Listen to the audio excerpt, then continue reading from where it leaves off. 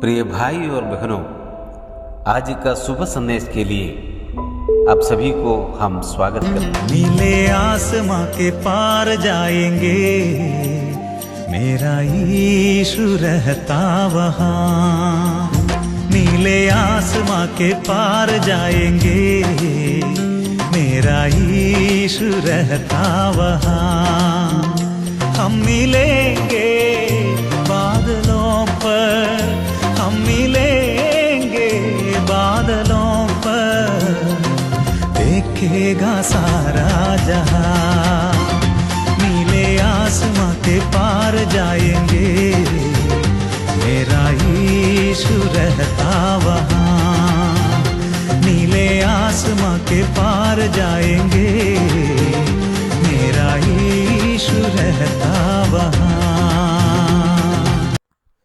आज का संदेश इवेंजलिस्ट जयलाल पटेल छत्तीसगढ़ से बांटा जाएगा। प्रार्थना के साथ सुनिए। शुभ संदेश को सुनने वाले प्यारे श्रोता गणों को मेरा प्रभु यीशु मसीह के नाम से नमस्कार एवं जय मसीह की। आइए आज की मनन के लिए हम एक भाग को हम देखेंगे। मेरे साथ निकालेंगे यूहन्ना रचित सुसमाचार, उसका 3 अध्याय, उसका 16वां और 17वां पद, जिसमें ऐसा लिखा हुआ है, क्योंकि परमेश्वर ने जगत से ऐसा प्रेम रखा कि उसने अपना एकलौता पुत्र दे दिया, ताकि जो कोई उस पर विश्वास करे वह नाश न हो परंतु अनंत जीवन पाए। 17वें आयत में ऐसा लिखा है कि परमेश्वर ने अपने पुत्र को जगत में इसलिए नहीं भेजा कि जगत पर दंड की आज्ञा दे, परंतु इसलिए कि जगत उसके द्वारा उद्धार पाए। यह जो आयत है पूरे पवित्र शास्त्र बाइबल में सबसे लोकप्रिय और सर्वाधिक इस्तेमाल की जाने वाली आयत है, जो अक्सर हम सबको याद भी होगा, जिसे हम यूहन्ना रचित सुसमाचार 3 अध्याय उसके 16वें आयत में हम पाते हैं। परमेश्वर ने जगत से ऐसा प्रेम किया।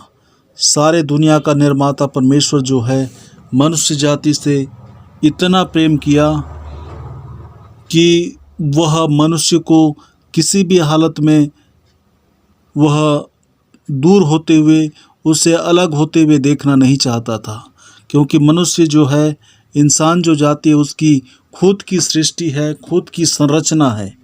इसलिए वह किसी भी रीति से मनुष्य जाति को खोना नहीं चाहता था। हम एक उस दंड के विषय में, उस न्याय के विषय में हम देखते हैं। जब हम परमेश्वर के प्रेम के विषय में हम देखते हैं, तो दूसरी तरफ हम एक न्याय के विषय में हम देखते हैं। परमेश्वर के वचन में ठीक इब्रानियों की पत्री उसके 9वां अध्याय उसके 27वें आयत में लिखा गया है, और जैसे मनुष्यों के लिए एक बार मरना और उसके बाद न्याय का होना नियुक्त है। प्रियों, परमेश्वर प्रेम करता है, वो परमेश्वर एक समय में वह न्याय भी करेगा, और उसका न्याय बिल्कुल बिना पक्षपात का, एकदम सच्चाई से भरा हुआ न्याय रहेगा। इसीलिए वह परमेश्वर जो है, मनुष्य जाति को, प्रत्येक इंसान को उस दंड से, उस अनंत काल के अग्नि से, उस नरक के दंड से बचाना चाहता है। इसीलिए हम जब इस आयत को हम पढ़ते हैं, परमेश्वर के वचन में हम पढ़ते हैं कि परमेश्वर ने ऐसा प्रेम किया, जिसे हम उसके नीचे आयत में हम पढ़ते हैं, परमेश्वर ने कैसा प्रेम किया। उसने अपना एकलौता पुत्र दे दिया। उसने अपने एकलौते पुत्र यीशु मसीह को सारे संसार के निवासियों के लिए उसने कुर्बान कर दिया। उसके बाद लिखा है, ताकि जो कोई उस पर विश्वास करे, ताकि जो कोई, अर्थात यह जो शब्द है, यह जो वाक्य है, काफ़ी महत्वपूर्ण है, इसे हम ध्यान दें।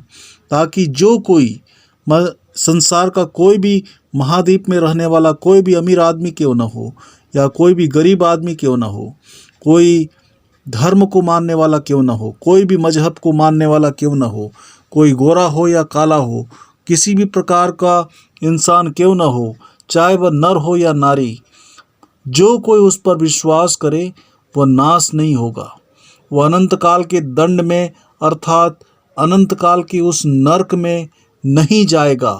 वह अनंत जीवन प्राप्त करेगा, जिसे आज हर कोई चाहता है, जिसे हर समाज के लोग चाहते हैं कि अनंत जीवन पाएं और उस ईश्वर के तक पहुँचें जिस तक पहुँचने के लिए मनुष्य बहुत सारे कार्यों को इस दुनिया में कर रहा है। क्या प्रियो, आप इस बात पर ध्यान देंगे? क्या इस परमेश्वर के वचन पर, इस बात पर आप ध्यान देंगे?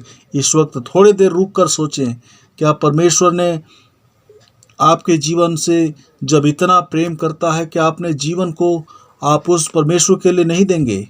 यदि आप बचना चाहते हैं तो आपको किसी भी कार्य करने की, कोई भी कार्य करने की ज़रूरत नहीं है। इसमें लिखा है ताकि जो कोई उस पर विश्वास करे, अर्थात केवल हमें विश्वास करना है। विश्वास के द्वारा हम उस परमेश्वर की संतान बन जाएंगे और हमारे सारे अपराध, सारे गुनाह को परमेश्वर माफ कर हमें उसकी संतान बनाएगा। प्रभु आप सबकी सहायता करें। इस वचन के द्वारा पढ़े जाने पर प्रभु की आशीष हम सबों के ऊपर में होने पाए।